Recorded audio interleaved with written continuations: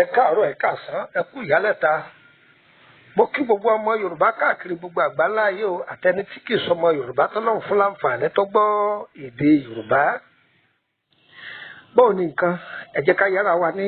ìṣẹ́jú méjì péré orúkọ mi ní Lukman ọmọ Ayédáre bàbá ọgbọ́n ọmọ ọ̀dọ̀ àgbà ẹ wá nǹkan fìdílé tàbí kẹ fìdílé nǹkan ẹ fẹnu mẹ́nu kẹ fìtìmẹ́tẹ̀ kẹ wá sẹnu kẹ́mú ẹ yá mi létí ìtọ̀tún kẹ fi tòsì sílẹ̀ Ọlọ́run má fà àìsàn sí wa o àìsàn kì í ṣe ọ̀rẹ́ ara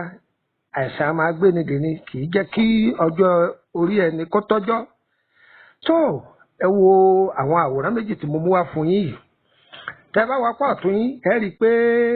fúláwà kan ni fúláwà ewé ìsápá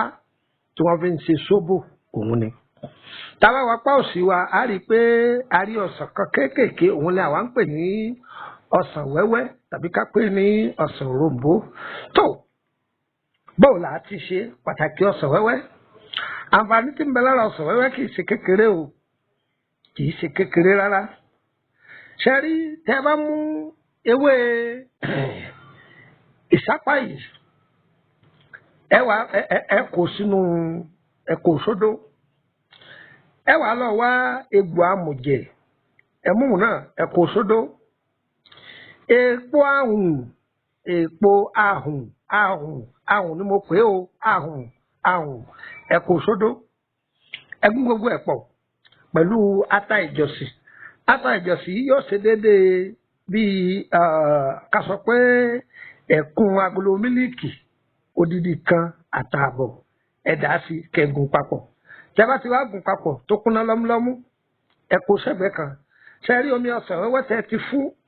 tó wà nílẹ̀ ẹ dà á sínú ẹ̀ ẹ fílẹ̀ ńbẹ̀ ẹjọ́ tó bí jọ́ kejì síjọ́ kẹta kẹ́mi pọ̀ dáadáa tẹ́nìkan bá sọ pé ibà ń ṣèwọ̀n àbí òtútù gẹ́gẹ́ bá a ṣe wà bí àsìkò ọ̀gìnìtì yìí ẹni kó rọra po ẹ̀kọ́ gbígbóná àwọn àgbàlagbà ní í ṣe é kalẹ̀ ẹ bù díẹ̀ sí orí ẹ̀kọ́ gbígbóná kí gbogbo àwọn aráalé kí wọ́n ṣe mu láàárọ̀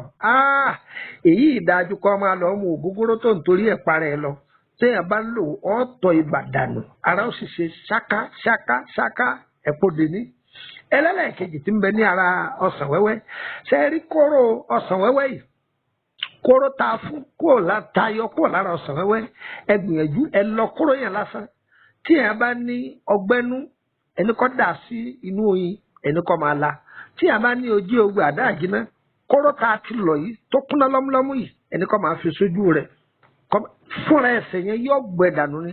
àǹfààní ọsàn wẹ́wẹ́ àǹfààní tí ń bẹ lára rẹ̀ kéré o àìsàn mẹ́yẹ bọ̀ ni èyí jẹ́ part 1 orúkọ mi lẹ́ẹ̀kan sí Lukman ọmọ Ayédáre bàbá ọgbọ́n ọmọ ọ̀dọ̀ àgbà nọ́mbà wọlé lè fi bá mi sọ̀rọ̀ tàbí tẹ́ lè fi kàn sí wa lórí WhatsApp group tó +2348032983298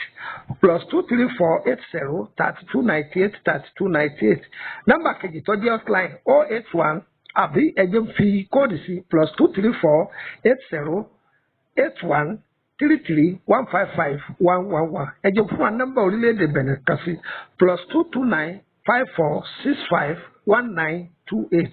+22954651928 yọ yẹ wá kò ní yẹ ẹ lẹ tẹ ẹ bá pe nọ́mbà mi nọ́mbà Nàìjíríà tí ọba ti lọ ìyẹnsí lórílẹ̀-èdè Nàìjíríà ni o ẹ pe WhatsApp ẹ ń dà á lóhùn yọ yẹ wá o kò ní yẹ ẹ lẹ tọ́ba ti dọ́dọ̀ rẹ má ṣe é fún ẹ ìwọ náà pin kọjá sàrà fún ẹ ire o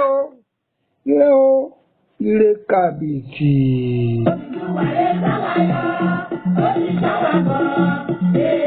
Ìwúlò